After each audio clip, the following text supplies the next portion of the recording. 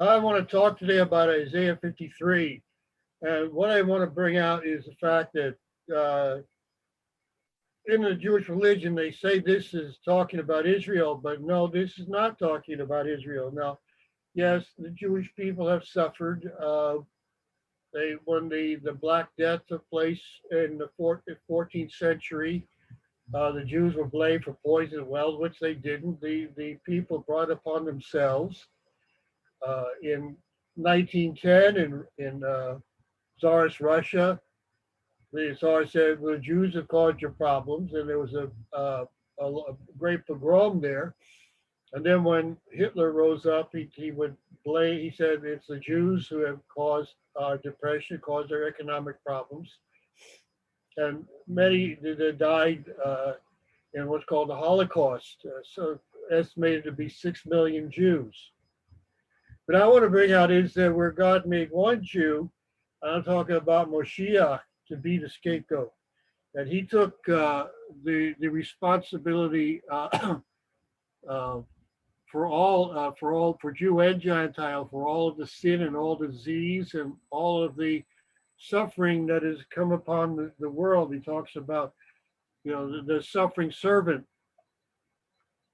And it says here in Isaiah chapter 3 and verse 10, it said, "Yet it pleased the Lord to bruise him, he has put him to grief."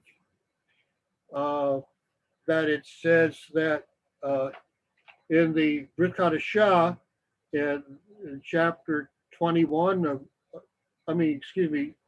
verse 21 of chapter 5, the end of the chapter, it says that for he, God, made him, Mashiach, who knew no sin, to be sin for us, that we might become the righteousness of God in him, in Mashiach.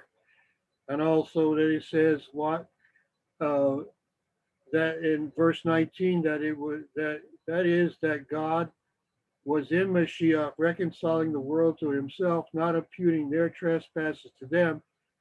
He took upon himself the punishment for our sin, and he has committed to us the word of reconciliation.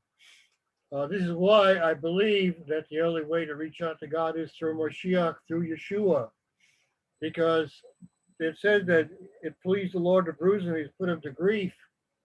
I didn't want to say that I'm believing some goyish idea, but you read it in the Tanakh, where I'm talking about from Yeshaya, chapter 3, I said with verse 10. It pleased the Lord to bruise him, Mashiach, to put him to grief, not the Jewish people. And that was in Isaiah chapter 3, verses 4 and 5. It says that he bore our griefs, he carried our sorrows, yet we esteemed him stricken, smitten by God, and afflicted. But he was wounded for our transgressions, he was bruised for our iniquities. Again, the scapegoat, the chastisement of our peace was upon him, and by his stripes we are healed. Think about that. And it said that fulfilled in Matthew chapter 8, verse 17, about he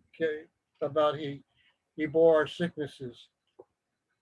And then in verse 6, it says, you read this, in Romans in chapter 3, verses 10 and 23. It said that all we like sheep have gone astray. We have turned everyone to his own way, and the Lord has laid on him the iniquity of us all. That Romans chapter 3 and verse 10, he quoted from Psalms 14 and 53. There is none who does good, no, not one. There is none righteous, no, not one. That in verse 23, it says, for all have sinned and fallen short of the glory of God. So this is why what he's talking about, that Mashiach was taking our place. And in verse 8, he talks about taken from prison and from judgment. He was cut off from the land of the living for the transgression of my people, Israel, and then for the whole world. And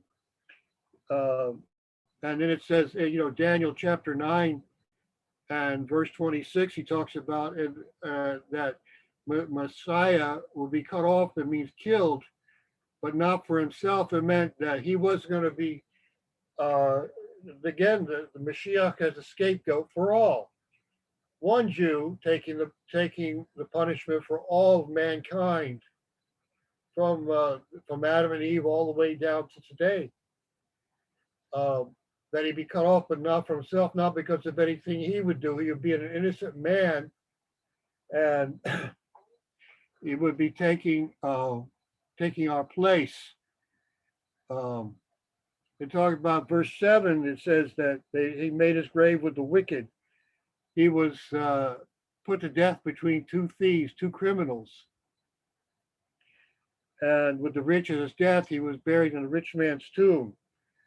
And because he had done no violence, nor was any deceit in his mouth. The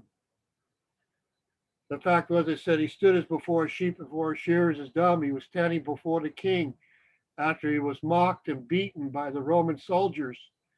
And the Roman leader said, "You don't know I had the right to put you to death or to let you go and live." But Yeshua told him that you had no power over me unless it was given to you from above. And it was that, that Ha'av had let him be the go-between. So I think we need to look at it, really it's not, when you talk about Israel suffering in here, but no, because it says by his stripes we are healed. And when the Jews have been made the scapegoats, the nations have not been healed. Only through his suffering for all nations, for Israel and all the nations. Amen.